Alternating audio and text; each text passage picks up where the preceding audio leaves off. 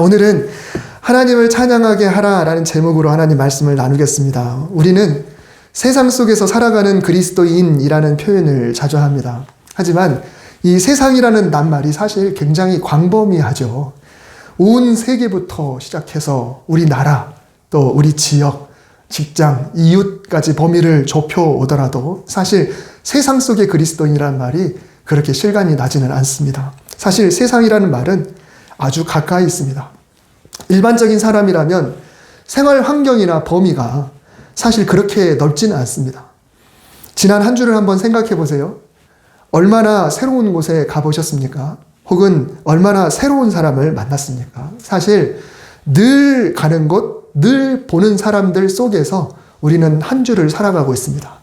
또 그렇다고 해서 다른 또 다른가? 그렇지도 않습니다. 특별히 여행 가지 않는 이상, 특별한 일이 있지 않는 이상 세상은 사실 우리 주변에 아주 가까이 있습니다. 그래서 어떤 목사님은 예수님께서 땅끝까지 이르러 복음을 전하는 증인이 되라고 말씀하셨을 때 이 땅끝을 저 먼 나라 어딘가가 아니라 바로 지금 내가 있는 곳 여기다라고 하는 표현까지 하셨어요. 그러면서 우스갯소리로 그런 이야기 합니다. 땅끝으로 가고 돌고 오면 결국 한 바퀴 뺑 돌아서 여기로 오게 될 거다. 그래서 땅끝은 결국 여기다라는 그런 우스갯소리로 이야기도 하시더라고요. 어느 정도 공감이 되는 말입니다. 세상 속은 사실 나와 가장 가까운 곳, 가장 가까운 이들인 경우가 대부분입니다. 그리고 이 가장 가까운 곳에 바로 가정이 있고 가족이 있습니다. 우리는 세상 속에서 살아가는 그리스도인이다.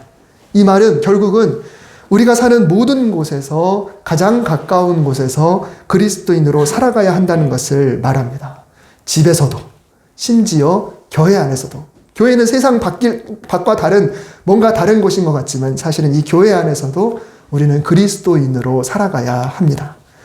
나도 그리스도인이고 때로는 우리 가족도 그리스도인이지만 때로 서로 상처를 주기도 하고 서로 시험 들기도 하고 그런 관계죠. 그러다 보니 같이 신앙생활하고 있는 성도끼리도 그리고 가족끼리도 정말 세상이 되는 경우가 있습니다. 내가 그 사람에게 세상이 될 수도 있고 그 사람이 나에게 세상이 될 수도 있는 그런 상황 속에서 나는 이 관계 속에서 얼마나 그리스도인으로 살아갈 것인가, 이것이 우리에게 늘 숙제입니다. 뭔가 거창한 곳에서 그리스도인이 아니라 내가 무슨 공산주의 혹은 그런 데 가서 그리스도인이 아니라 정말 가까이 있는 그리스도인들과의 삶 속에서도 더 그리스도인으로 살아야 되는 것이 바로 우리의 모습이죠. 오늘 본문은 모세가 가족과 재회하는 장면이 나오는데요. 이 가족과의 재회가 애굽에 있는 형제나 또 어머니를 말하는 것이 아닙니다. 이 재회하기까지의 여정이 제가 어느 정도 상상을 덧붙여서 오늘은 소설처럼 한번 설교를 해볼까 합니다. 소위 이걸 보고 스토리텔링이라고 제가 배울 때는 그렇게 배웠는데 그냥 한편의 이야기를 듣는다라고 평소와는 좀 다른 스타일의 설교를 좀 들어보시고, 그렇다고 해서 성경과 전혀 상관없는 얘기는 아닙니다. 왜 이 모세와 만난 재회한 장인이 정말 그 사람이 어떤 심경이었는데 왜 이런 이야기를 했을까라고 하는 것을 우리가 한번 훑어보면서 오늘 은혜를 나누고자 합니다. 이 모세는요, 우리가 너무 잘 알다시피 애굽 공주의 양아들로 성장을 했습니다만 그래도 다행히 친어머니의 가르침으로 인해서 이스라엘 민족이라는 정체성을 갖고 성장을 했습니다. 그러다 보니까 어른이 된 어느 날 이스라엘 백성을 핍박하던 애굽 관리를 우발적으로 죽여버리고 광야에 미디안 족속이 사는 땅으로 멀리 도망을 갔습니다. 미디안이 어느 정도 될까요? 지도에 보시면 지중해라고 되어 있는 바로 밑에 강이 보이는 그것이 오늘날 이집트, 애굽이고요. 그 아래 삼각형 모양 아래로 뾰족하게 나온 것이 시나이 반도, 우리 성경에 보면 시내 반도이고 그 아래 노란색 표시가 시내산 혹은 호렙산입니다. 그러면 오른쪽에 글씨가 보일지 모르겠지만 아카바만이 있고 그 바로 건너편이 미디안입니다. 그러니까 미디안은 시내산이 있는 광야보다도 더 먼 곳, 그래서 다른 지도를 보시면 이 람셋이라고 하는 곳, 이 고센 땅이 이스라엘 백성 왼쪽 위에 동그라미에 거기가 이스라엘 백성들이 정착했던 곳인데 거기서 미디안까지 직선거리 600km 되는 굉장히 먼 거리죠. 그곳까지 도망갔어요. 말 그대로 진짜 죽을까봐 도망을 간 겁니다. 아주 멀리 도망을 갔습니다. 어느 날 우물 곁에 쉬고 있다가 마침 8명의 자매들이 물을 기르러 온 것을 왔는데 다른 목자들이 이 여인들을 어떻게 좀 희롱을 했든지 아니면 물 깃는 걸 방해했든지 했던 것 같아요. 근데 모세가 굉장히 싸움을 잘했던 것 같습니다. 그래서 일대 매수로 싸웠는지 모르겠지만 그래서 그들을 물리치고 이 딸들이 이 물을 기르는 걸 도와줬습니다.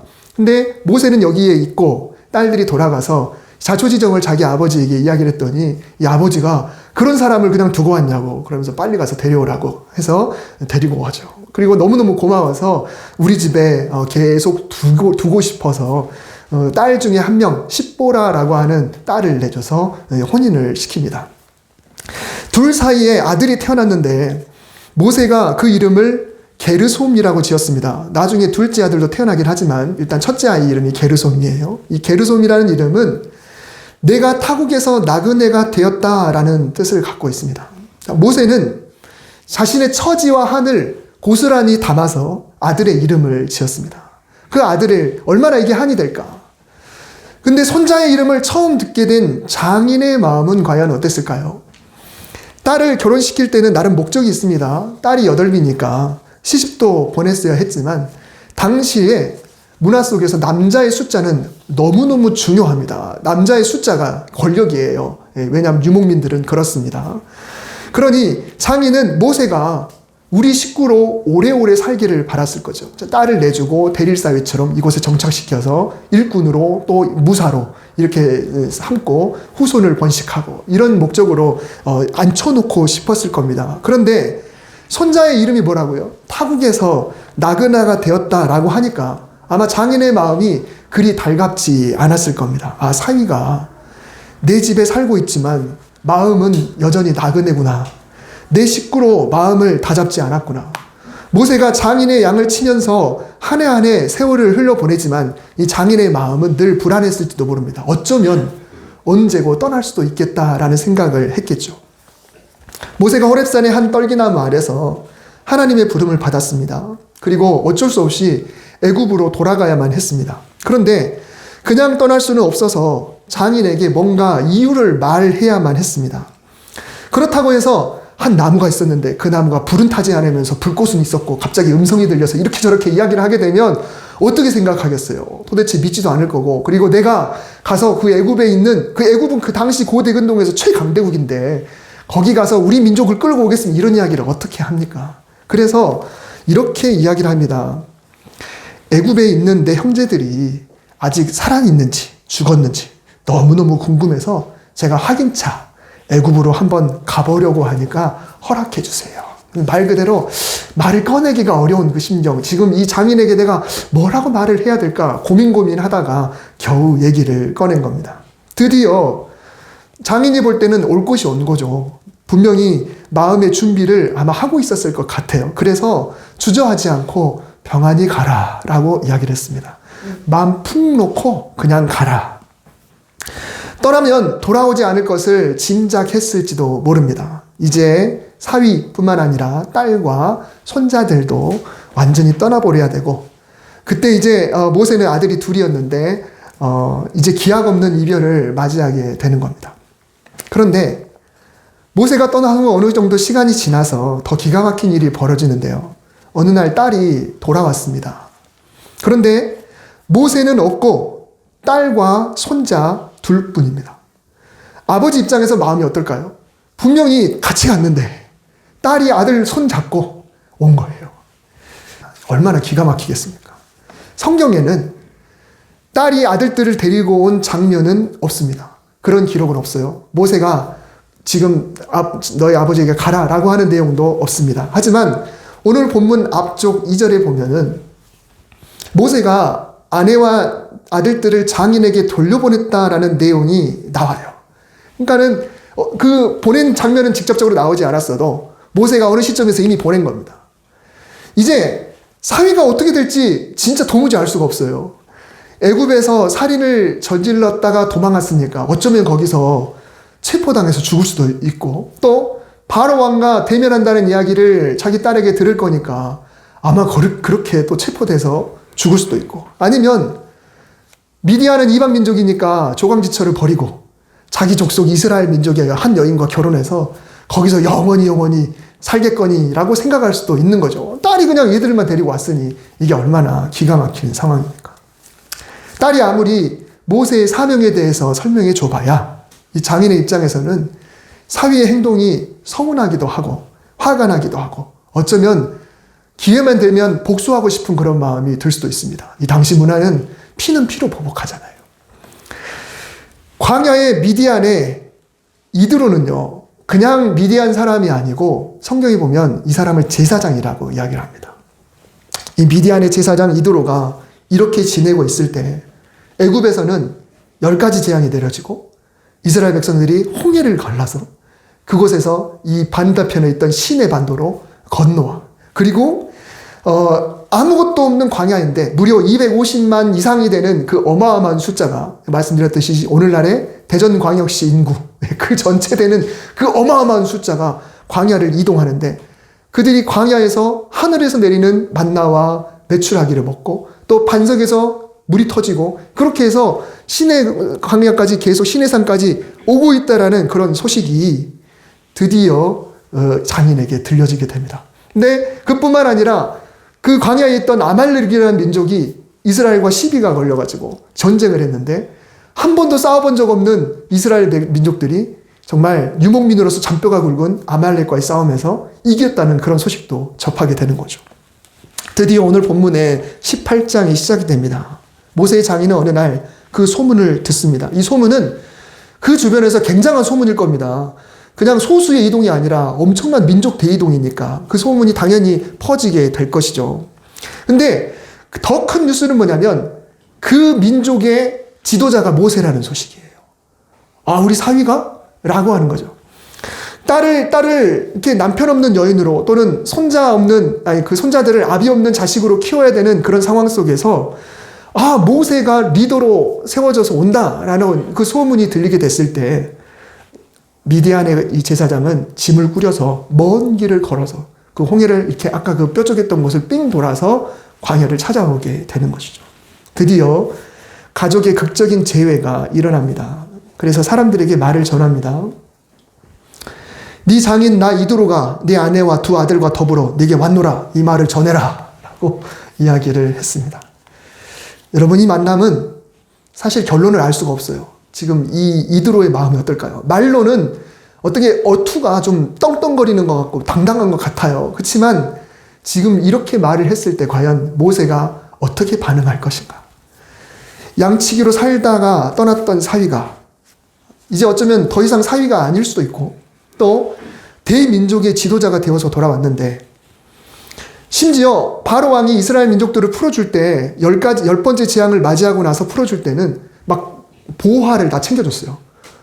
금, 무치 다 챙겨주고 또 짐승들 막 다 챙겨주고 얼른 가라고 이렇게 챙겨줬거든요. 다시 말하면 금이 환영을 한 거예요.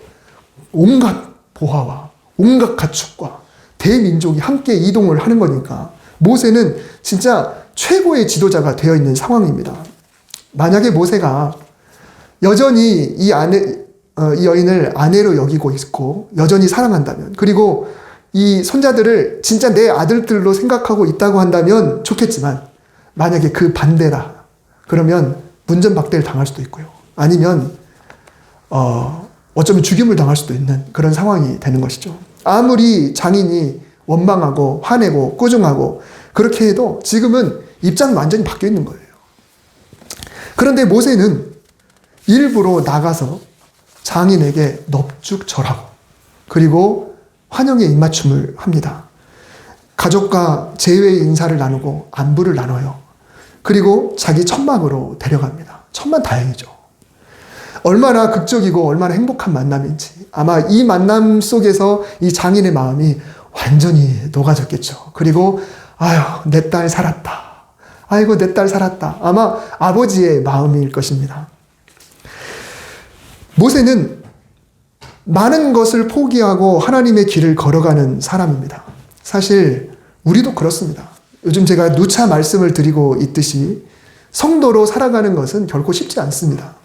포기해야 될 것도 많고 모세가 하나님의 길을 걸어가느라 가족과 헤어질 때는 아직 차마 하나님의 계획을 말씀을 드리지도 못했습니다. 가족이 혹 위험해지지 않을까? 아니면 가족 때문에 하나님의 명령을 실행하는데 어려움이 있지 않을까? 그래서 자기 아내하고 아들들을 또 장인에게 돌려보낼 수밖에 없는 그런 상황이었습니다. 얼마나 가슴 아프고 얼마나 힘들었겠습니까? 하나님의 길을 가야만 하기 때문에 하고 싶은 말도 못하고 오해가 있어도 해명하지도 못하고 심지어 이별까지도 감수해야 되는 그런 모세의 모습. 그 속에서 또 어쩔 수 없이 또 모세를 원망하는 그 장인의 모습. 사실 우리네 살아가는 것이 이들의 모습과 별반 다를 게 없습니다. 모세는 천막에서 가족에게 차근차근 설명을 하는데요. 무엇을 설명했을까요? 오늘 8절 말씀에 보면 모세는 하나님께서 이스라엘을 위해서 바로와 애굽 사람에게 행하신 일, 그리고 길에서 당했던 모든 고난들, 그리고 하나님께서 그들을 어떻게 구원하셨는지 그것을 장인에게 다 이야기를 합니다. 모세는 내가 이룬 무엇, 내가 어떻게 했다 이것이 아니라 바로 하나님을 전했어요. 모세의 장인은 하나님을 모릅니다. 광야 동편의 미디안의 제사장입니다. 미디안의 제사장이라는 것은 단순히 하나님을 모르는 사람이 아니라 미디안이 믿는 신, 그 신을 섬기는 사제, 무당, 그런 제사장이라는 거죠. 우리가 옛날 고대 영화들 한번 보면은 그들의 신을 섬기는 막 치렁치렁 장식을 하고 그 부족 안에 무슨 일이 있을 때마다 그 사람에게 와서 신의 어떤 이야기를 듣게 되고 그 역할을 미디안의 제사장으로 했던 사람이 이드로입니다. 근데 그 사람이 지금 하나님에 대해서 지금 듣고 있는 거예요. 쉽게 말하면 지금 복음을 듣고 있다라는 것이죠. 그랬더니 그가 놀라운 이야기를 합니다. 여호와를 찬송하리로다. 너희를 애굽 사람과 바로의 손에서 건지셨도다. 이제 내가 알았도다. 여호와는 모든 신보다 크심으로 이스라엘에게 교만하게 행하는 그들을 이기셨도다. 이게 얼마나 놀라운 고백입니까? 전혀 모르는 신에 대해서 지금 들었어요. 모세가 승리했네, 모세가 성공했네, 아이고 우리 사위가 대단하네, 이것이 아니라 그 모든 이야기를 듣고 나서 자기하고는 전혀 상관없는 하나님에 대해서 이야기하는데 자기도 분명히 신을 믿고 있을 텐데 하나님은 모든 신보다 크시도다라고 하는 위대한 고백이 지금 이 장인의 입에서 나오는 거예요. 근데 여기서 그치지 않습니다. 번제물과 희생제물들을 직접 가져와요. 고대 근동에서는 그런 짐승을 잡아서 드리는 제사가 당연히 보편화되어 있죠. 근데 이스라엘 민족들은 아직 신의 산에 도달하지 않았으니까 아직 율법도 받지 못했고 그래서 아직 하나님께 번제라든가 어떤 이런 걸 드리는 걸 아직은 모릅니다. 아직은 그 법이 그들에게는 없어요. 그래서 이런 제물들을 가져왔지만 아직은 하나님께 제사 지내진 않고 다만 아론과 이스라엘의 리더들이 모여서 그 한자리에서 모세와 이드로 장인과 함께 떡을 먹으면서 만찬을 나누는 그런 아름다운 장면이 연출됩니다. 여러분, 이 기나긴 이야기의 끝에서 정말 아름다운 반전이 일어나게 된 것이죠.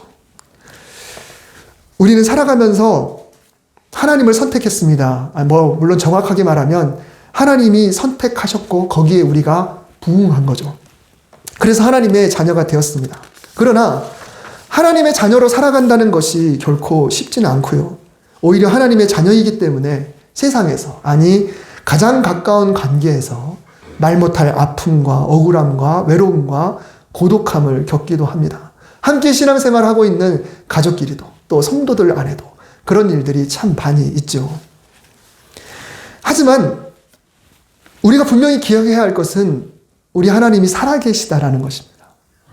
살아계신 하나님을 인격적으로 만나고 그리고 내 삶의 주인으로 모시고 그분이 원하시는 바를 알고 묵묵히 주님의 길을 걸어가다 보면 분명히 살아계신 우리 하나님은 우리의 모든 인간관계를 회복시키시고 또 우리에게 부어주시고 나의 삶을 통하여 그 사람이 하나님이 살아계심을 고백하는 그런 놀라운 일들이 일어나게 될 것입니다. 사실 우리가 바라는 게 그게 아닌가요? 내가 뭔가를 해냈다가 아니라 나를 통해 그 사람이 하나님을 찬양할 수 있게 하는 것, 이것이 바로 우리의 목적이 아니겠습니까? 내 자랑이 아니라 하나님이 하신 일을 찬양하고 간증하고 선포할 때 세상은 하나님을 찬양하는 놀라운 일이 일어나게 될 것입니다. 여러분, 세상은 결코 멀리 있지 않습니다. 우리가 잘 해나갈 때 멀리 있는 어떤 나라의 누군가 하나님을 찬양하는 것이 아니라 바로 내 가까이 있는 사람이 나도 하나님을 믿어볼까? 그 하나님이라면 나도 믿어볼까라는 그런 말을 하게 된다면 이게 얼마나 놀라운 일입니까? 베드로의 장모 이야기로 말씀을 마치겠습니다. 복음서에는 베드로의 장모가 열병에 걸린 이야기가 나옵니다. 열병에 걸린 시기가 참 기가 막혀요. 예수님이 바닷가에서 베드로와 그 형제들을 부르죠. 그랬더니 마가복음에 보면 그들이 곧바로 씻던 그물을 내려놓고 배를 내려놓고 가족을 떠나서 곧바로 예수님을 따르니라. 가족과 배와 그물을 다 내려놓고 곧바로 예수님을 따르니라. 그리고 나서 예수님이 베드로 시몬의 집에 가니 그곳에 시몬의 장모가 열병으로 누워있는지라. 여러분, 저는 이 병이 단순한 열병이라고 생각하지 않습니다. 우리나라에 있는 화병이라고 생각을 합니다. 졸지에 남편을 잃게 되고 생계의 위기를 맞은 딸의 처지를 듣게 된 친정엄마가 불이 나게 달려왔겠죠. 베드로는 정말 무책임해요. 남편으로서, 아빠로서 너무너무 무책임합니다. 그래서 그냥 다 버려놓고 그냥 예수님을 따라버리는 거예요. 그러면 처자식은 어떻게 하는 거예요? 도대체 뭘 먹고 어떻게 살아야 합니까? 누군가가 이 소식을 예수님께 알리자 예수님은 곧 베드로의 집에 들어가서 장모를 만납니다. 지금 아마도 우리나라 시기라고 한다면 수건을 머리에 두르고 아마 끙끙 앓고 있을 거예요. 아이고 이거사 어쩜 좋아. 자기 딸을 보면서 아마 그랬을 거예요. 근데 예수님이 왔을 때 이 만남은 절대로 좋은 만남이 아닙니다. 장모가 볼 때 예수님은요, 사위를 꼬드긴 사람이에요. 졸지에 딸의 신세를 망친 그런 사람입니다. 그 예수님과 이 장모의 만남이죠. 근데 예수님이 그녀의 손을 잡아 일으킬 때 이 여인은 예수님이 어떤 분이신지를 알게 되는 겁니다. 이분은 그냥 사위를 꼬드기는 사람이 아니구나라는 것을 알게 되죠. 그분과의 만남, 이 만남 한 번을 통해서 화병이 떠나가고 오히려 예수님을 수종을 들었다라는 표현이 나옵니다. 이 수종 들었다는 말이 뭔가요? 처음에 예수님 왔을 때는 거들떠 보지도 않고, 원래 이 당시 문화 속에서 손님이 오게 되면 발 씻을 물을 내놔야 되고요. 만건적건 음식을 대접을 해야 되는 거거든요. 근데 예수님이 왔을 때 그냥 누워있는 거예요. 그렇지만 이분을 만난 다음에는, 낫고 난 다음에는 이분을 수종드는 그런 일들이 벌어지게 되죠. 여러분, 우리는 늘 이런 것을 꿈꿔야 합니다. 누군가가 정말 나를 보면서 내가 예수 믿는 사람이기 때문에 나를 싫어하고 나를 원망하고, 왜 그럴까요? 우리가 믿는 예수님을 오해하고 있고 우리가 믿는 하나님이 어떤 분이신지를 잘 모르기 때문에 그런 거죠. 그래서 그 사람들이 볼 때는 시간 낭비인 것 같고 물질 낭비인 것 같고 다른 것에 열정을 쏟는 것 같고 광심도 같고 정말 왜 그런지 모르겠다고 이야기하면서 어떤 우리의 친분 관계가 깨질 수도 있습니다. 직장 생활하면서 우리 동료들과의 관계에서 또 심지어 가족과 친척들과의 관계마저 무너질 수 있는 상황 속에서 우리가 꿈꾸는 건 뭔가요? 그들이 하나님을 좀 알았더라면, 그들이 하나님을 좀 알 수만 있다면 얼마나 좋을까. 그러면 이 모든 오해가 다 해소되게 되고 그들이 하나님을 알을 통하여 내가 왜 그랬는지를 이해하게 되고, 그리고 그 사람도 함께 더불어 함께 하나님을 찬양하고 예배할 수 있는 관계가 될 수 있지 않겠습니까? 여러분, 이런 소망을 품으시기를 바랍니다. 하나님은 당신을 위해서 길을 걸어가는 성도를 주시하십니다.